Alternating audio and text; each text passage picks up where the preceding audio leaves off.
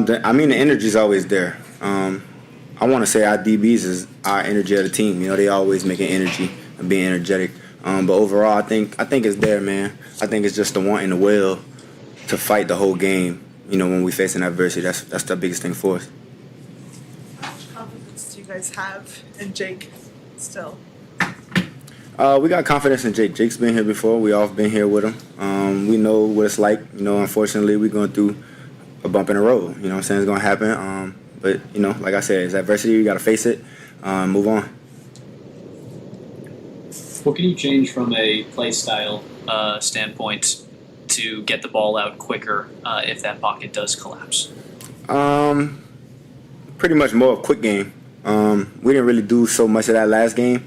But quick game is the best answer for that. Get it to outside. Jamar, you had some comments on social media after there was a lot made of you and Zac's interaction on the sideline. Give it a few days now to kind of take all that in. Was that overblown by a lot of people? Everything I do is pretty much overblown, I feel like. You know, but it happens. You know, I mean, that's normal, I feel like, for me and Zac. You know, that's not my first time doing that. Zac lets me walk up to him and talk to him like he wants me to do that. Sometimes my emotions, you know, pick up, and, you know, I might look like I'm yelling, but I'm definitely just talking to him sometimes. But that's normal.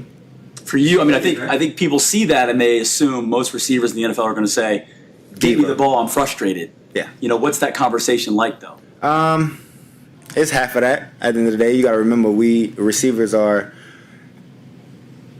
can't get the ball to ourselves. You know what I'm saying? So that's the hardest part about our job at the end of the day. So if a receiver wants the ball, then that's good. If he doesn't want the ball, then that's not so good. Does he let you vent? Yeah. Yeah. He definitely does. Yeah. Is that good to have? Nah, it is good to have, especially when you're just going through a tough game like that. You know, Zac lets me talk to him and listen. Do you let him vent? He never vented to me yet. If he venting, I hope it's good. Yeah. Has he ever shooed you and said not now? Is he always willing to listen? He's always willing to listen. He don't really push me off or nothing like that. Yeah. What does your role as a captain look like now? Do you feel like there's more on you, especially with Joe out, to kind of be more? Yeah. I stepped into more of a leader role now that Joe's out. I feel like I had to. It's a lot of accountability I got to take going forward.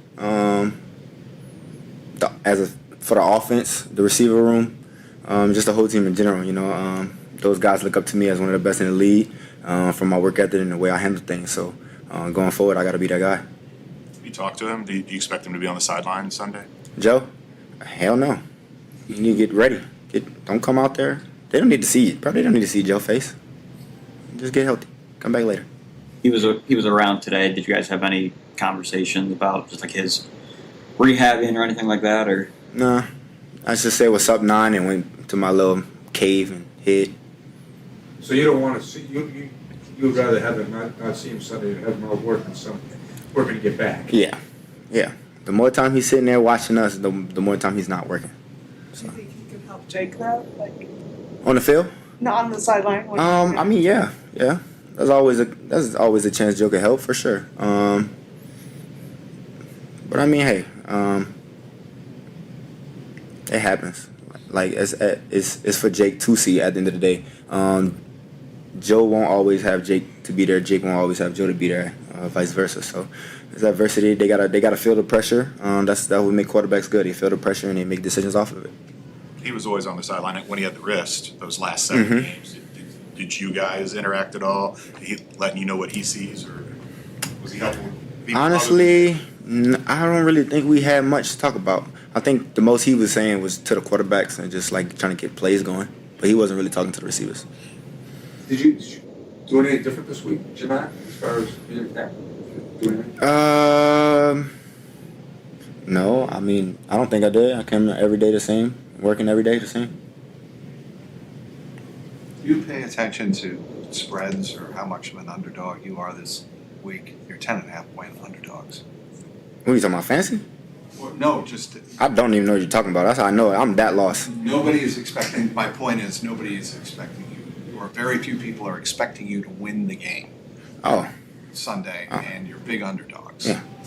When you're that big of an underdog at home, any different mentality?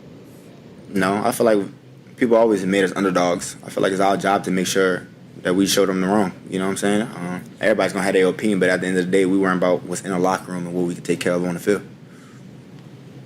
You said earlier talking about keeping guys up when things start going bad and during the game. Is that the hard part? Like during the week, everybody believes in the plan and you guys think you can win and you're working to get ready, but then when it starts to slide in a game, you see people kind of maybe check out a little? If I'm being honest, I don't mind when the players get mad. Like I don't mind that because that means they care at the end of the day. You know what I'm saying? And I want guys to play with passion. I want them to play with anger. You know what I'm saying? Because you never know how guys might respond. And I told my guys that recently after the game. I just want them to play with a little more fire and anger underneath them. If the team doesn't play better, do you threaten to take cereal boxes away, or how does that work?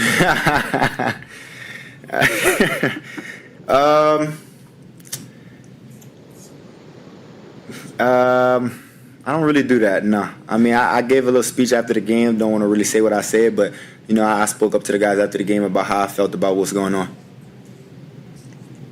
What kind of a challenge does Detroit's defense pose?